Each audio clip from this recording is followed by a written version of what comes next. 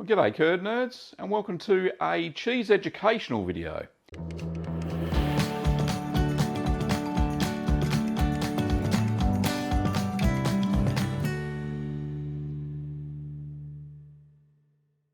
Reason I'm making this one is because so many people have asked me, why does my cloth banded cheddar have so much mould on it?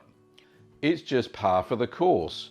When you make a cloth banded cheddar, naturally mould is going to grow on the outside. It's a little bit moist, it's a nice medium, it's got some whey that may have seeped out on it, so it is definitely going to have some mould growth. Now, how bad does it normally look? Well, if you look back to my cloth bound cheddar, you would have seen there were all sorts of funky moulds on the outside of it. And the final cheese, when I cracked it open at about the 6-month mark, it certainly tasted fantastic. I went on and let that mature for another year, so a full 12 months, and it was one of the most sharpest vintage sort of cheddars that I'd ever tried. Now, I just wanted to confirm and make sure that it wasn't just me and it wasn't just home cheesemakers that had this issue. So, Kim, my lovely wife, bought me this cheese, this cloth bound cheddar, from the Pirangana, I think that's how you say it, I'm reading it upside down, Pirangana Dairy. It's a cloth bound cheddar, traditional cloth bound cheddar. It's not from England, it's from Tasmania. So this cheese is, and here we go, here's the big reveal, is quite mouldy on the outside. So as you can see, the cloth has grey, white, it's got pink, but I think that's the writing. Yeah, that's the writing on the outside of the cheese. And it has been scraped off. The cheese is quite compact. There's cloth on the bottom, cloth on the top, a little bit of black mould on the outside. But when I rub my hand on it, it looks like the cheesemaker has basically rubbed all of that mould off. So now it's going to be a bit difficult to get into it, I suppose, but I've got a really sharp knife and I'm going to give it a go. But as you can see, it is covered in mould. So just like a home cheesemaker would make, just take this lacquer band off, just like a cheesemaker would make, and it has mould on it. On top of the cloth, it doesn't have mould on the cheese. Well, I don't think it does, and we'll find out in a minute. Let's just read out a little bit. It's made with, well, it doesn't say it's made with raw milk, but I'm pretty sure it's made with pasteurised milk. The only ingredients are milk, salt, rennet cultures, and lysozyme, and animal lard. Animal lard is, the cloth is dipped in lard, which is pig fat, and is then spread on the cheese and stops it from, the cheese itself from getting mouldy. It's very interesting they're using lysozyme, and lysozyme is an egg white product that prevents cheeses from late blowing, from getting eyes in them. So yeah, a good addition to this cheese. Certainly real flavour. It says here, using your truckle, because it's known as a truckle. It says, serve cut from the wheel. Cloth may be removed prior to serving. To make a flavoured cheddar, core a hole in the top of the cheese about 5 centimetres deep. Fill with port or whiskey, replace the plug, and store in a cool, moist location for 2 months to allow the flavour to seep in. Well, I won't be doing that. I'm going to be trying the cheese for real. So I better say where I got this cheese from. As I mentioned, the Pirangana Dairy, of course, but we got it from Cheese Therapy. I don't know if they've got any more.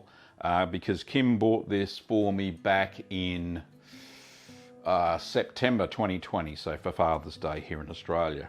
But it's a lovely looking cheese. So I can now put my hand on my own heart and say that certainly when I make a truckle, or a truckle of cheddar, using the cloth banded method, I'm not going to be too worried about mould growth because it's normal.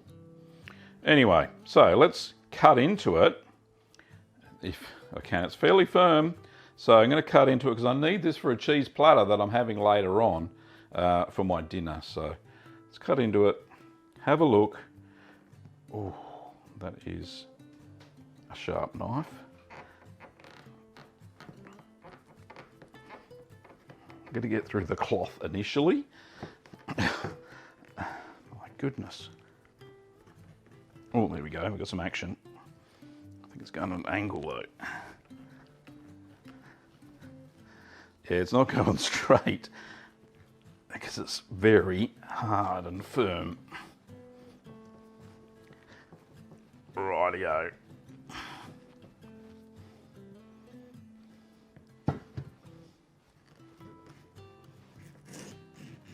Right, there we go. Beautiful. Oh.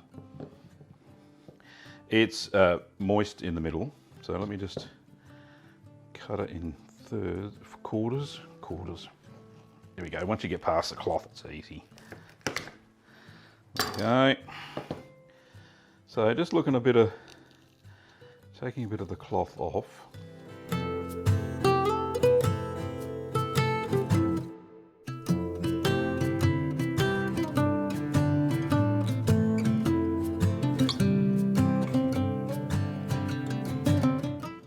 Beautiful. So the rind is nice and clean. A little bit of white mould under the top there, but that's okay. But other than that, very clean rind.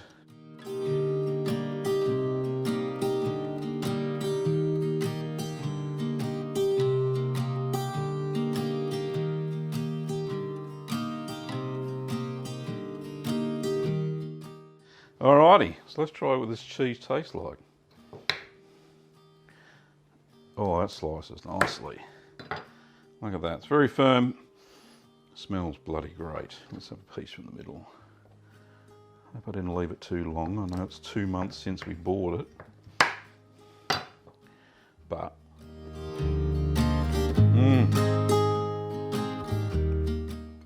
that's a good cheddar. Oh, it's beautiful. Oh, a bit of cloth there, that's a bit that wouldn't come off. There we go. It's sharp, a little bit dry, but that because I could have had it in the fridge too long. It's got a fairly high fat content, I can tell. So probably about 35. What's this own little thing? Has it got a thing?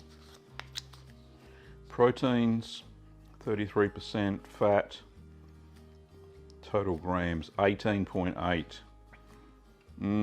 Find that hard to believe. That's per 100 grams. But I think it's a little bit higher than that. But yeah, lovely cheese nonetheless. It's good for grating. I think it's firm enough to grate, that's for sure, but nice for eating as well. Softer towards the center and a little bit harder towards the rind. Oh, there's a writing on the back, I don't know what it says. I think it says Home Alone. Maybe not. But nice cheese. Lovely deep yellow colour as well. So there you have it, ladies and gentlemen, and curd nerds and curd nerdettes. We have solved the mystery of why my cloth bound cheddar has mould on it. It's because that's exactly what it's supposed to look like. Inside, no problems whatsoever. There is very little mould growth on the cheese, and it hasn't affected the flavour or the texture of the cheese whatsoever. So for those who are cloth banding their cheddars, as per my cloth banded cheddar video, then keep doing what you're doing. I think don't use coconut oil like I did in the video, because it just seemed to attract more mould. Lard certainly works. I've even seen butter work as well.